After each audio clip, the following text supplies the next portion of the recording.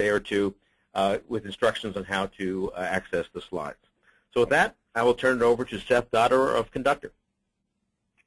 Thank you very much, Don. I appreciate that greatly.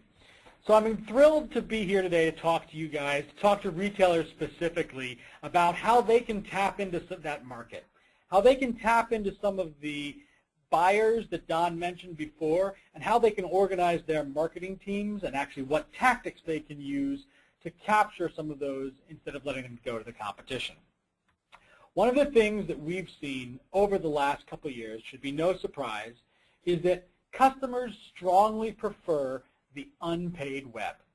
So while we've seen those vast investments from marketers in paid spend, we've seen 90% of the budgets of all marketers, not just online retailers, go to paid spend. There's a huge discrepancy between the actual buyer behavior.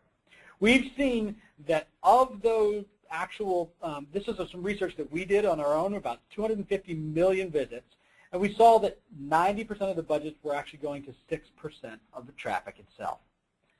Those marketers are clearly misaligned with where their consumers' behavior are going after them.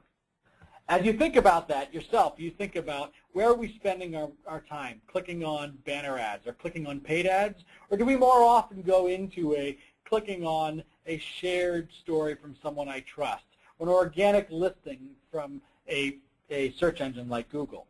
And smart marketers have been investing the people and the budgets to try and even that out. We work with an awful lot of marketers in an awful lot of industries, and we find an overwhelming response that when people invest in the earning of those customers, their marketing pays off.